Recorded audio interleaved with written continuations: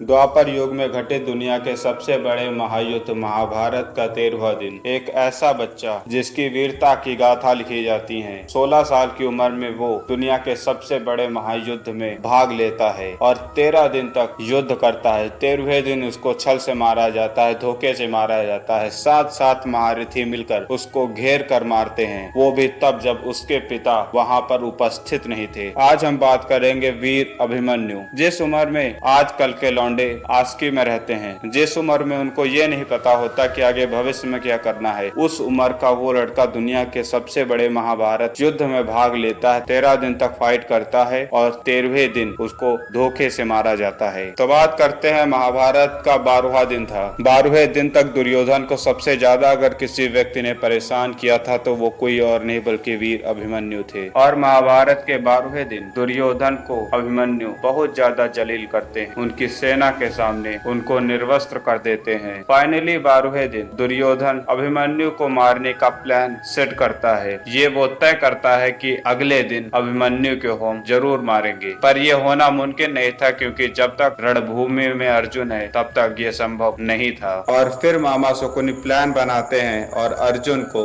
रणभूमि से दूर कर देते हैं। 13वें दिन की शुरुआत होती है। सभी लोग युद्ध के लिए जा रहे थे और कौरवों का पूरा प्लान था कि 13वें दिन हम अभिमन्यु को मारेंगे। सब युद्ध क्षेत्र में पहुंचते हैं और आचार्य द्रोणाचार्य पांडवों को ललकारते हैं, बोलते हैं अगर तुम सब में से कोई भी इस चक्रव्यूह के अंदर आ जाता है तो ये युद्ध यहीं समाप्त हो जाएगा। मैं कौरवों की तरफ से ये बोलता हूँ कि इस युद्ध में तुम्हारी विजय होगी और कौरवों की हार होगी। धर्मराज युधिष्ठिर ये सोचते हैं कि अगर इस चीज से युद्ध यहीं पर समाप्त हो जाएगा तो यही सही। हजारों लाखों करोड़ों लोगों की जानें बचेंगी, करोड़ों परिवार जड़ने से बच जाएंगे। पर ये रणनीति थी अभिमन्यु को मारने की। उस दिन युद्ध की सारी मर्यादा भंग होने थी। चक्रव्यूह की रचना की जाती है। चक्रव्यूह के बीच में 7 महारथी खड़े थे। इस चक्रव्यूह को तोड़ना सिर्फ और सिर्फ अर्जुन को पता था और यही सोचकर धर्मराज युधिष्ठिर थोड़ा परेशान होते हैं। द्रौपदी के पिता पांचाल राजा द्रुपद, उन्होंने और द्रोणाचार्य ने उस चक्रव्यूह को रचने का और उस चक्रव्यूह को तोड़ने का सारा ज्ञान एक ही गुरु से लिया था। इसीलिए राजा द्रुपद जानते थे कि उस चक्रव्यूह को कैसे तोड़ना है। वो चक्रव्यूह को तोड़कर आगे बढ़ते हैं। सारे सातों के सातों कांप जाते हैं, पर वहीं जयद्रथ सामने आ जाता है और राजा द्रुपद को रोक लेता है। जयद्रथ को यह वरदान मिला था कि उसे अर्जुन के सिवा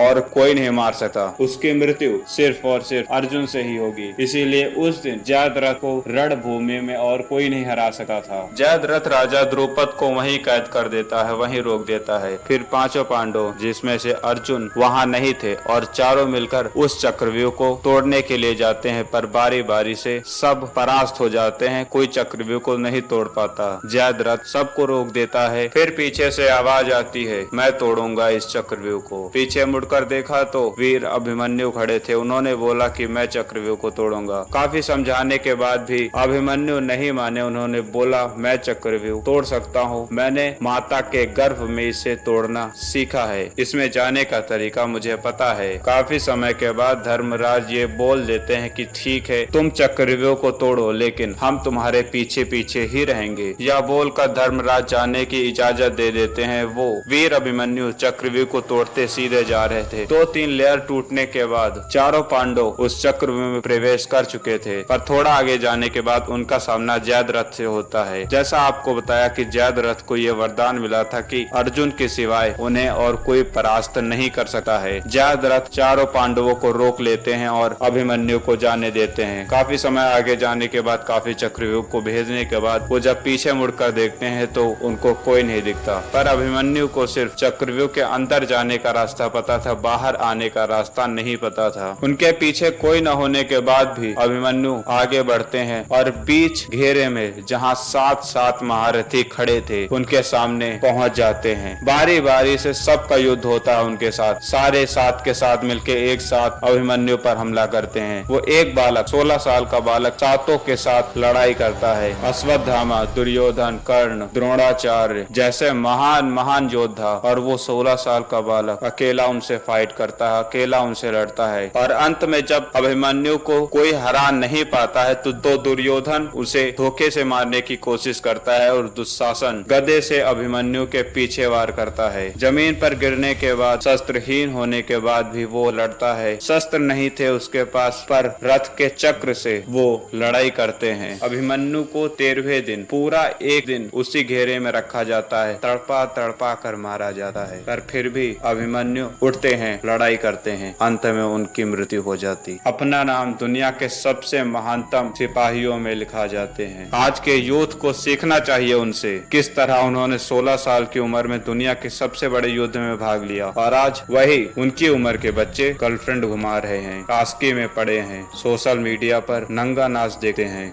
20-20, 25-25 साल के लोगों के अंदर भी इतनी समझ नहीं कि वो क्या कर रहे हैं, क्या सही है, क्या गलत है। आज 20-20, 25-25, 16-16, 15-15 साल के बच्चों के, लोगों के, जिन्होंने अपना रोल मॉडल जिसको बना रखा है वो निहायत ही बेवकूफ है। एक्टर्स को अपना सब कुछ बना रखा है, स्पोर्ट्स पर्सन को अपना सब कुछ बना रखा है। जो सच में उनके लिए कुछ है, जो सच में उनके लिए इंस्पिरेशन बनने के लायक है, उनको वो जानता भी नहीं। इन तरह के घटिया लोगों को अपना रोल मॉडल कभी न बनाए, चाहे जो हो जाए। दुनिया में रोल मॉडल्स की कमी नहीं है, किसी के फैन मत बनो, किसी का पंखा न बनो, कुछ नहीं बनने की जरूरत, तुम खुद में जो हो वही काफी हो। अपना अस्तित्व बनाओ, दूसरे के कदमों पर चलने से तुम्हारा नाम नहीं होगा, तुम्हारा वर्चस्व नहीं होगा। धन्यवाद।